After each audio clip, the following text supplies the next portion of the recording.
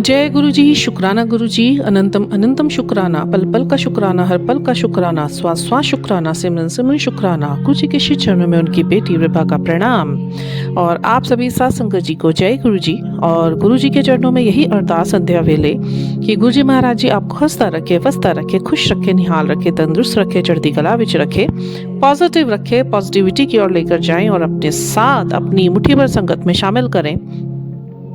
ओम नमः शिवाय, शिव जी सदा सहाय। ओम नमः शिवाय, गुरु जी सदा सहाय। सुबेरे के सत्संग अदायगी की सेवा लेने के बाद गुरु महाराज जी ने एक भाव डाला कि अब शाम की भी अपनी संध्या वेले का शुक्राना सत्संग अदायगी कर दे और ये सेवा भी दे दे। तो गुरु जी की सेवा में बस उनके हुक्मनामे में खुश हम। अभी सुबेरे का जो मैंने वीडियो डाला था उसमें मैंने यही बताया था कि कल मेरे साथ जो एक बहुत पुराने ब्लैक मैजिक के चलते चीज़ें हुई थी, उसके बाद गुरु महाराज जी ने मुझे प्रेरित करा।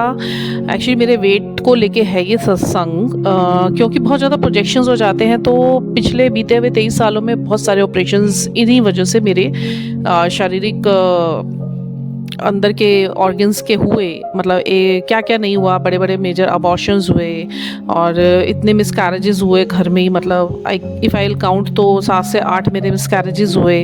मेरी बेटी बड़ी मुश्किल से हुई और मेरी बेटी और बेटे में 12 साल का डिफरेंस है। उस 12 साल के दौरान मेरी एक ओवरी निकली, मेरा नेजल्स में पॉलिप्स हो गए थे, उसका ऑपरेशन हुआ था। It was very painful.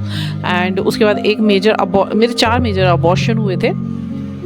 Abortion मेरे इसलिए हो जाते थे क्योंकि मेरी कोख बांधी हुई थी और बार बार जैसे भी मैं कंसीव करती थी, कंसीविंग बड़ी इजीली हो जाती थी। बट जब भी दिन चढ़ते थे 10 से 12 दिन होते नहीं थे, या तो वो खुद ही मिसकैरेज हो जाता था या 2-3 महीने ऊपर होते थे। तो उसके बाद फिर ब्लीडिंग स्टार्ट हो जाती थी। एक बार तो 4-5 महीने हो गए थे तो I was in my washroom and जब यूरिन पास हो रहा था तो वो पेन हुआ और एकदम छोटा सा, बिल्कुल छोटा सा बच्चा टाइप का निकल के बाहर आ गया। वाइट सा था, बिल्कुल दिख गया था मुझे। मतलब मैं जो भुगता है ना अपने शरीर के ऊपर, मुझे पता नहीं कैसे वो हिम्मत कहाँ से आई। वो गुरु महाराज जी की दी हुई थी। तब तो गुरु महाराज जी को मैंने देखा भी नहीं था, बट हमारे गुरु महाराज जी हमारे साथ बहुत बहुत बहुत सालों से है, बहुत पुराने जन्मों से हैं।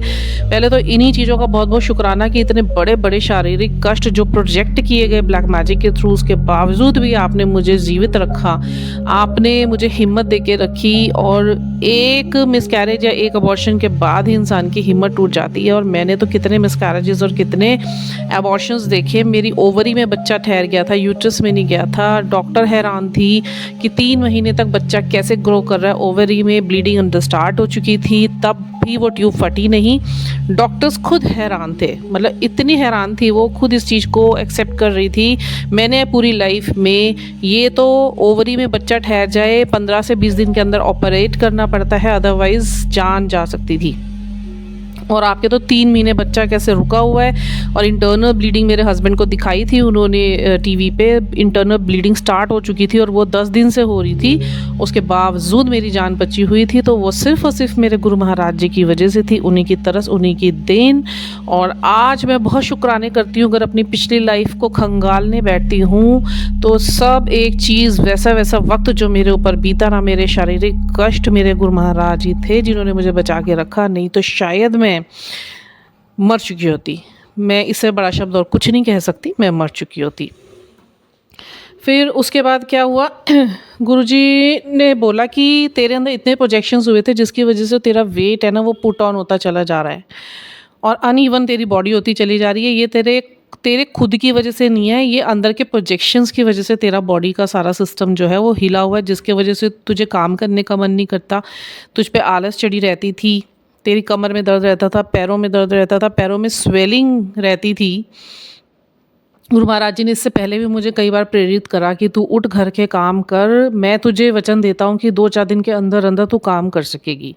And you won't believe, I tried so hard पहले भी, बट वो प्रोजेक्शन तब तक अंदर थे, बहुत थे, एक नहीं था। मेरे को आज मतलब 2 साल हो गए गुरुजी से जुड़े हुए, गुरुजी ने मुझे जोड़ा और मैं देखूँ ना, अगर इन 2 सालों में गुरु महाराज जी ने नित्य प्रतिदिन मेरे अंदर से कुछ ना कुछ विकार ठीक करा है। चाहे वो मेरे पर्सनल लाइफ़ को लेके, मेरे संबंधों को लेके, मेरे अपने पर्सनल जीवन को लेके या मेरे अपने पर्सनल हेल्थ इश्यूज़ को लेके। हैरान हूँ मैं, पहले होती थी हैरान, अब तो मैं अमेज़िंग फ़ील करती हूँ, मुझे गूज़बम्प होते हैं अपने ही सत्संग अदा करते हुए। और गुरु महाराज जी के मैं तो शुक्राने करते नहीं थकती, बेअंत शुक्राने, मुझे तो शुक्राना शब्द ही इतना छोटा लगने लग गया है। मुझे तो ऐसे लगता है मैं अपने प्राण गुरु जी के ऊपर न्यौछावर कर दूँ, ये प्राण ही उन्हीं के दिए हुए हैं, ये ज़िंदगी बार-बार मेरे को बचाने के लिए उन्होंने दी है।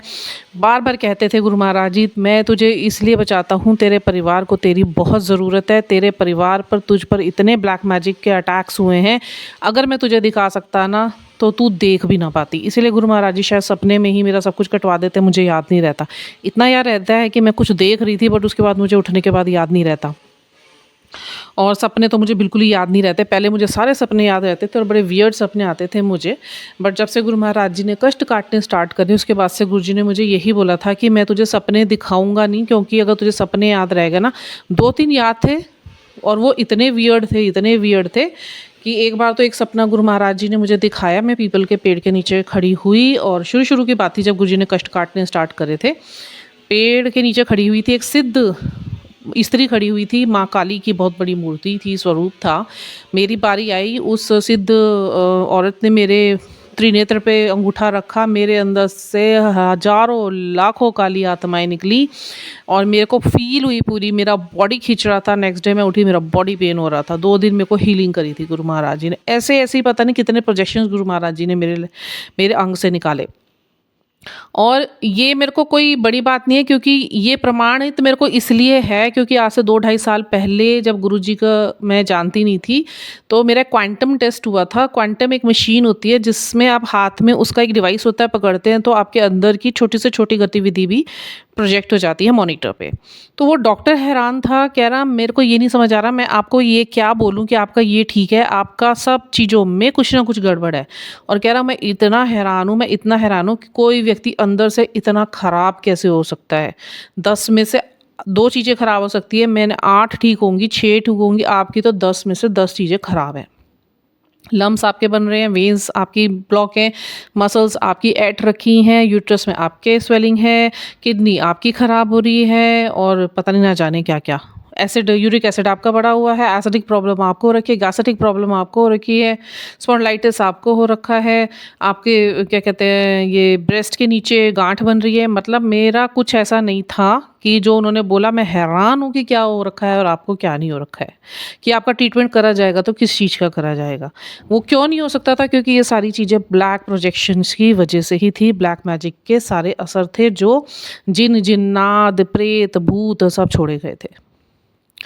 सब गुरु जी ने मुझे दिखाया, सब सिखाया मुझे कि क्या होता है, कैसे होता है, ये काली क्रियाएं लोग करते कैसे हैं। हमें इन चीज़ों से महाराज दूर रखें। मैं तो ऐसे लोगों को देखना भी पसंद नहीं करती। और अब जिनके बारे में पता चल गया है कि किसने किया था, दूर से उनको हाथ जोड़े हुए मैंने, भले ही मेरे से उनकी लड़ाइयाँ हो जाए, भले ही मेरे से वो सारी ज़िंदगी शक्ल ना देखे, भले ही मुझे उनसे तू तू मैं करनी पड़ जाए उनसे अलग होने के लिए, but I am not going to talk with them now. इतने गंदे लोग होते हैं, इतने गंदे लोग होते हैं, अपने परिवार के ही होते हैं, अपनी जेलसी के मारे किसी दूसरे को मारने से भी वो संकुचित नहीं होते। उनको उनको कुछ फ़र्क नहीं पड़ता। उनके परिवार में एक सदस्य जुड़ा है, जेठानी है, देवरानी है, नंद है, उनको कोई मतलब नहीं है, बहन है, भाई है, कोई मतलब नहीं है। उनको बस अपना स्वार्थ सिद्ध करना है। कोई बात नहीं, कर्मास रिटर्न्स, उनके कर्मा उनके साथ, हमारे कर्मा हमारे साथ। जो देंगे, जो बीज बोएंगे वो तो पेड़ बनेगा। एक कर्म बोएंगे ना, उसका एक पत्ता नहीं बनेगा, वो पूरा पेड़ बनेगा। तो आप सोचिए, जब धर्मराज कर्म खोलेंगे ना, तो वो सच और झूठ को अलग करते हैं, फिर वो पिक्चर दिखाते हैं पूरी की तूने ये करा था, अब तू देख। और मेरे सामने इतने केसेस है जिन्होंने मेरे साथ बुरा करा, आज की डेट में उनकी क्या गत है, वो बहुत अच्छे से भुगत रहे हैं। तो वो गुरु महाराज जी देखें।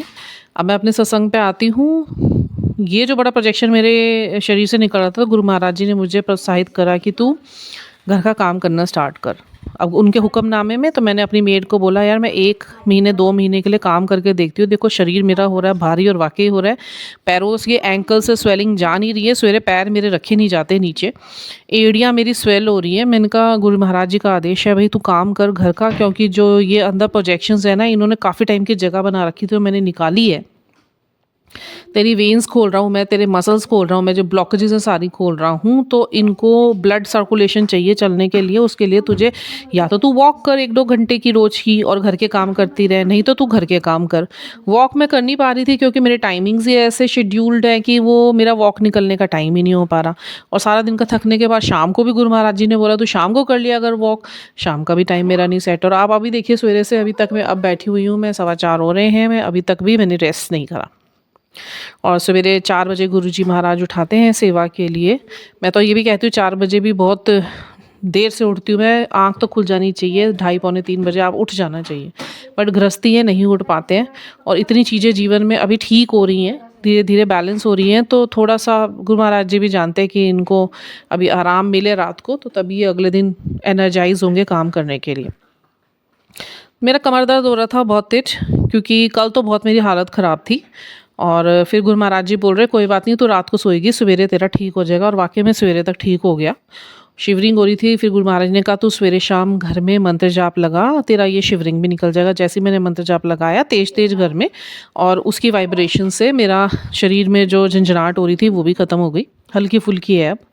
फिर उसके बाद आज फर्स्ट डे था, मुझे झाड़ू पोछा भी करना था। किचन का तो रोज़ ही कर रही हूँ, रात का मैं करके सोती हूँ। पूरा गुरु महाराज जी का पूरा ये जहाँ पे मैंने स्वरूप रखे हुए हैं सारी मैं झाड़ू पोछा करके सोती हूँ, सारी सफाई करके सोती हूँ, ताकि सवेरे बिल्कुल साफ़। गुरुजी महाराज हमारे घर में घूमते हैं, और मैं तो अब ऐसे सफाइयाँ करने लगी हूँ कि मन में ये भाव आने लग गए हैं, नहीं नहीं ये वाली जगह भी साफ़ कर देती हूँ। गुरु महाराज जी रात को यहाँ पर आएंगे, फिर वो कहेंगे देख यहाँ सफाई नहीं हो रखी, देख वहाँ नहीं सफाई। और ये होता है मेरे साथ, तो गुरुजी ने ऐसी बातें करी हैं, तूने वो कोना नहीं साफ़ करा, तूने वो कोना नहीं साफ़ करा। अब तो ऐसी आदत पड़ गई है कि बस बर्तन साफ़ करके समेट के, पूरा किचन का फर्श वगैरह साफ़ करके, स्लैब साफ़ करके, गुरु महाराज जी की बैठने की जगह साफ़ करके, फ्लोर साफ़ करके फिर सोना है। अब आदत गुरुजी ने डाल दी है, वो उतना काम भी मेरे से पहले नहीं होता था प्रोजेक्शंस की वजह से। तो मैं आज झाड़ू उठाया, मैं नीचे झुक रही हूँ, मेरी कमर में दर्द हो रहा है, मैं नीचे झुक रही हूँ, मैं जोर की मुँह से निकला पापा, ऐसे मेरे ऐसे कर रहा ही मैं, और मैंने पापा को बुलाया, मतलब गुरु पापा को मैंने आवाज़ मारी। थोड़ी देर बाद देख रही मेरा कमर का दर्द गायब, पर मैंने आराम से झाड़ू पोछा कर लिया। पहले मैंने सोचा था आज पोछा नहीं मारूंगी, तो रात को मारा होता, इतनी ज़रूरत तो नहीं पड़ती। फिर हस्बैंड भी कहने लगे भी तू पोछा रहने देना, झाड़ू मार ले, एक दिन मार लिया कर, एक दिन नहीं। मैंने मन में ठाना, मैं कहा गुरु महाराज जी करूँगी तो मैं सही, आपको जुबान दी है, आपके हुक्म में हूँ, मैं इसे ज़रूर करूँगी पूरा, चाहे कैसे भी हो। और गुरु महाराज जी ने इतनी तरस करी कि मेरे से पोछा कभी नहीं लगता नीचे बैठ के। आज फर्स्ट टाइम ऐसा था, मैंने फटाफट पोछा मार दिया। फिर मैंने सब्जियां ले रखी थी, वो सारी धोई वही, मैंने मिक्स वेज बनाया, मतलब मैंने अपना सारा काम मेरा गुरु महाराज जी ने मेरे से करवाया, पूरी सेवा ली। आई एम वेरी हैप्पी कि इतने सालों का जो मेरा शरीर नहीं चल रहा था, ऐसे जैम्ड था वो। मैं झूठ नहीं बोल रही हूँ, मैं गुरु महाराज जी के आगे बैठी हूँ सत्संगियों जी, मेरा पूरा शरीर अंदर से बंद था, बंद। जिसे कहते हैं ना, कोई ऐसी जगह नहीं होगी मेरे शरीर में जो दर्द नहीं होती थी, कोई ऐसी जगह नहीं थी मेरे अंदर जहाँ पे मुझे पेन नहीं होता था, या मुझे लेज़ीनेस नहीं चढ़ी रहती थी, या मैं नंबनेस में नहीं रहती थी। मेरे हाथ इतने भारी लगते थे, मुझे ऐसे लगता था नसों में गैस घूम रही है, मेरा पेट अपसेट रहता था, मुझे ब्लीडिंग प्रॉब्लम्स हो गई थी। मैं कैसे कैसे इश्यूज से निकली हूँ, मैं आज हैरान होती हूँ कि करने वालों को तो अक्ल आनी है नहीं, पर जिसके सर ऊपर तू स्वामी सो दुख कैसा पावे, हमारे गुरु महाराज जी ने धीरे धीरे धीरे धीरे करके निकाला। और कोई कोई ये भी सोचता होगा जब भगवान का हाथ हमारे सर के ऊपर है तो ये चीज़ें एकदम से क्यों नहीं निकल जाती। ऐसा नहीं होता है। जब आप बीज भी बोते हैं तो उसको पेड़ बनने में भी समय लगता है, और इतने टाइम के हो रखे प्रोजेक्शंस एंड उसके बाद कंटिन्यूसली करने वाले बाज नहीं आ रहे हैं। तो आप सोचिए कि गुरु महाराज जी ने एक को तो देखना नहीं है, उनके लिए तो सारे बच्चे हैं, उन्होंने कुछ ना कुछ रेगुलेट करके ही करना है, क्योंकि लिखे हुए में तो वो भी हस्तक्षेप नहीं कर सकते। बट हाँ, अगर हम नाम जाप करेंगे, अगर हम गुरुजी से जुड़ के मंत्र जाप करेंगे, अगर हम सिमरन में ज़्यादा से ज़्यादा रहेंगे और इस नाम जाप की कमाई करते रहेंगे, तो गुरु महाराज जी ज़रूर जो पलटे हुए लेखे हैं उन्हें भी सीधा करने की ताकत रखते हैं। पर ये होगा तभी जब आप आध्यात्मिक रहेंगे, क्योंकि हम लोग कर्म प्रधान हैं। हम पता नहीं कौन कौन से कर्म अपने पुराने भुगत रहे हैं जिसकी वजह से ये कष्ट हमारे जीवन में हमें देखने पड़े। आप ये मत सोचिए कि हम लोग बड़े शुद्ध हृदय के या बड़ी शुद्ध आत्माएं रही होंगी। जो दुख, बड़े से बड़े कष्ट, चाहे वो शारीरिक हैं, चाहे वो मानसिक हैं, चाहे वो हमारे पर्सनल सोशल सर्कल को लेकर है, रिलेशंस को लेकर हैं, वो अगर हम भुगत रहे हैं ना, आप बिलीव कीजिए इस बात के लिए, वो हमारे पुराने कर्म ही होते हैं और वियर्ड कर्म होते हैं जिनकी वजह से हमें ये इतना दुख सहन करना पड़ता है।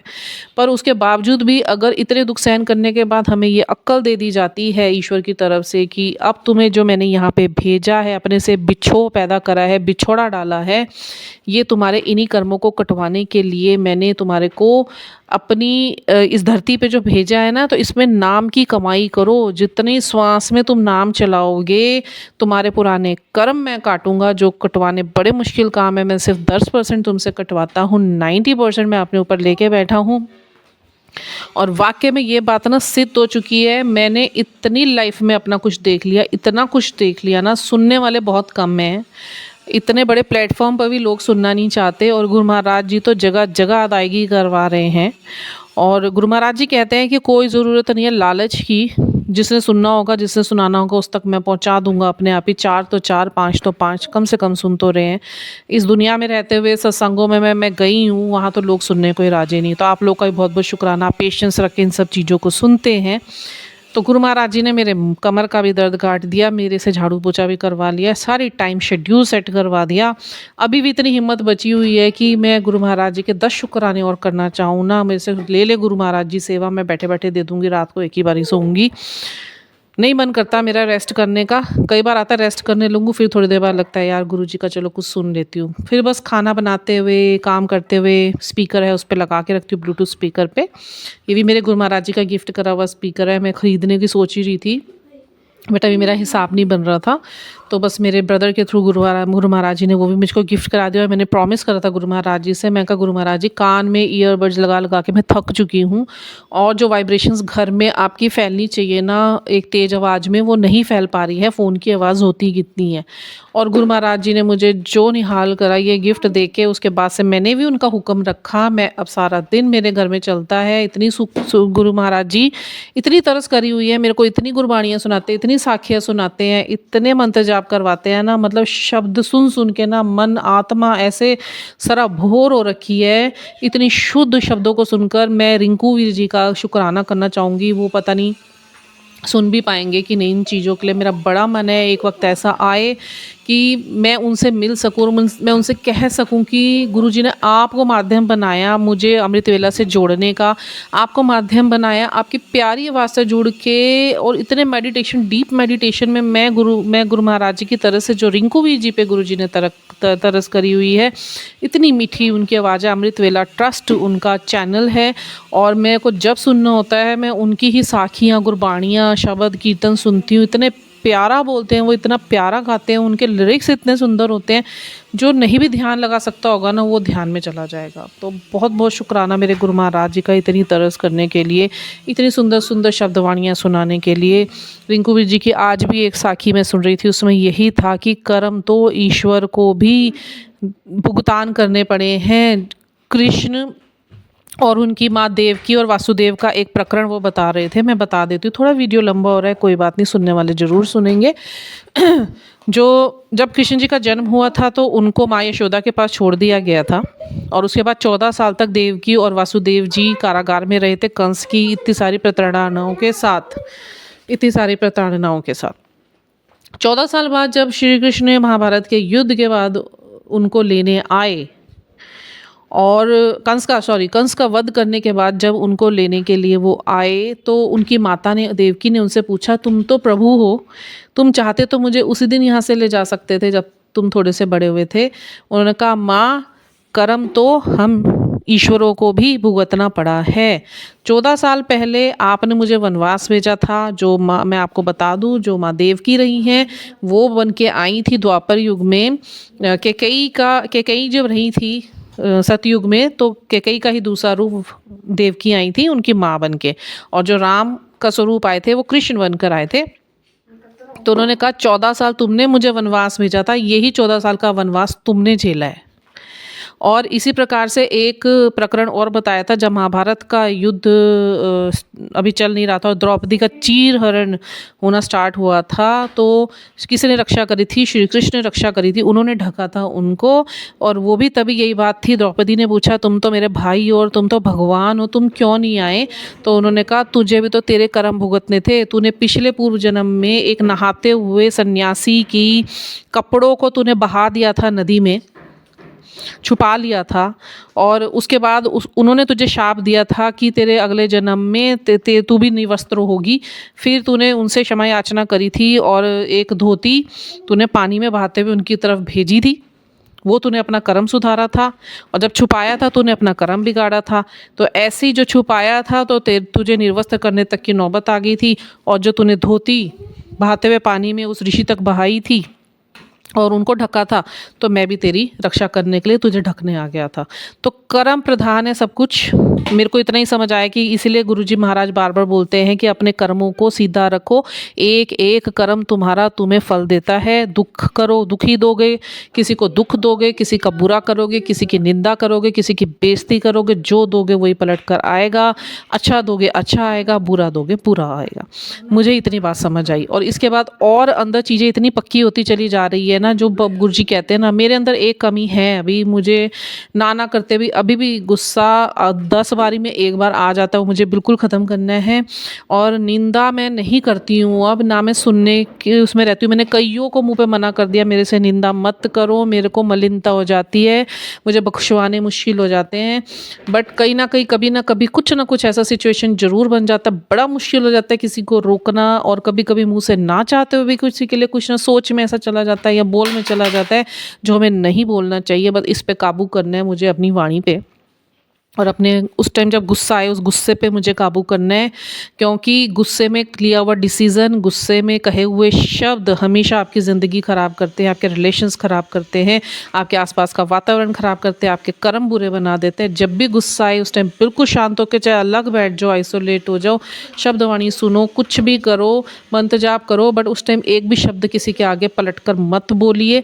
जब बिल्कुल शांत हो जाए, शांति में लीजिए जो डिसीज़न लेना है। श्री कृष्ण जी ने भी जो युद्ध का डिसीज़न लिया था महाभारत के, वो बहुत शांत होकर लिया था। और गुस्से में कभी भी कोई भी डिसीज़न नहीं लेना चाहिए, वो पलट के गलत ही पड़ता है आपके ऊपर। इतना मुझे समझ आया। कुछ किसी को बुरा लगा हो तो क्षमा प्रार्थी हूँ। मुझे लगता है जो ज्ञान प्रभु मुझे दे रहे हैं मैं आगे आप तक पहुँचाऊँ, क्योंकि सब लोग ही साखियाँ नहीं सुनते हैं, सब लोग ही अमृत वेला से नहीं जुड़े हुए हैं। ये सेवाएं गुरुजी ने हमसे ले रखी हैं, तो मेरे मन में ऐसा आता है कि मैं ज़्यादा से ज़्यादा इन चीज़ों को आप तक पहुँचाऊँ। तो जो सुन रहे हैं उनका गुरु महाराज जी भला करें और वो आगे इस चीज़ का भला करें, ताकि उनका विश्वास पक्का हो, उन्हें कर्म का प्रधान, उनके कर्म की महत्ता पता चले कि कर्म से ही हमारे जीवन चल रहे हैं। जो हम कर रहे हैं वो भी अभी कर्म है, वो मिलने हैं। जो आगे करेंगे वो भी बनेंगे, वो भी मिलेंगे। कर्म करते करते इस दुनिया से जाना है। अच्छे कर्म करेंगे, नाम की कमाई करेंगे तो हम सचखंड पहुँचेंगे। यही बुरे कर्म करते हुए हम आगे जाएंगे तो उसके बाद अगले जन्म फिर लेना पड़ेगा और 84 लाख योनियाँ भुगतनी पड़ेंगी। 4 युग लग जाते हैं 84 लाख योनियाँ भुगतने के लिए, फिर एक मानव जन्म मिलता है। तो आप सोचिए कि अपने कर्म करने कितने ज़रूरी हैं। अच्छे तो कर्म ही करेंगे और आगे वो ही जाने हैं, तो उसी का ध्यान रखना है। इसी के साथ अभी के लिए मैं आप सबसे इजाज़त चाहती हूँ। फिर लेकर आएंगे सवेरे का सत्संग। अभी संध्या वेले का शुक्राना सत्संग की अदायगी का समय, और गुरु महाराज जी इसी तरीके से मेरे शब्द कोश में शब्दों को भरे, मेरे वाणी को नियंत्रण में ना रखें। इसी प्रकार से सत्संग की सेवा अदायगी लेते रहें मुझसे। और आप सबके लिए भी यही मैं प्रार्थना करती हूँ कि आप लोग भी ज़्यादा से ज़्यादा शब्दवाणियों से जुड़ें, शब्द कीर्तन से जुड़े, व्याख्या वाले कीर्तन ज़्यादा से ज़्यादा सुने, साखियाँ सुने। आपका जीवन पलटेगा ज़रूर। जिस प्रकार से हमारे इस शरीर को ग्रोथ करने के लिए भोजन की आवश्यकता होती है, उसी प्रकार अपनी आत्मा का पोषण करने के लिए हमें सत्संग सुनने, हमें गुरबानियाँ सुनने, हमें मंत्र जाप करने की ज़रूरत होती है। शरीर तो मिट्टी में मिल जाएगा, पंचभूत से बना था, पंचभूत में मिल जाएगा, पर जो ये आत्मा है वो शरीर धारण करती है, शरीर आत्मा नहीं धारण करता है। इसलिए गुरु महाराज जी कहते हैं कि जो तुम्हारी आत्मा है उसको जितना शुद्ध रखोगे ना, उसके बाद उसे शरीर भी देने की ज़रूरत नहीं पड़ेगी। वो मेरे चरणों में, मेरे सचखंड में, मुझ में विलीन हो जाएगी। बहुत बहुत शुक्राना है मेरे गुरु महाराज जी का इतना ज्ञान देने के लिए और हमें इसी जन्म में शुद्धता प्रदान करने के लिए। बस जो हमें हिम्मत चाहिए ना, वो इन वचनों पे चलने की चाहिए कि गुरु जी के हुक्म में रहें, गुरु जी के सेवा में रहें। गुरु जी से बस इतना कह दो कि तेरा भाना मीठा लागे, जो तेरा दुख दिया है वो भी सुखी लगे, तूने जो हमसे वर्तवाना है वर्तवा ले, हम तो तेरे गमछे हैं। अब तू चाहे हमें उसे सर पे बांध, तू हमें पैर, तू उससे पैर रगड़, तू कमर में बांध, तू पोछा लगा, तू आंखों में बांध, तू अपने हाथ में लेकर उसको अपना पसीना पोंछ या अपने गले में डाल ले। ऐसी सेवा हमारा जो हमारा शरीर है, जो हमारी आत्मा है, वो एक गमछा है हमारे गुरु महाराज जी का। हाथ पैर मारने की ज़रूरत नहीं है, उन्होंने जो करवाना होगा वो करवा लेंगे। हंस के कीजिए, उनकी रज़ा में रहिए, उनके हुक्म में रहिए।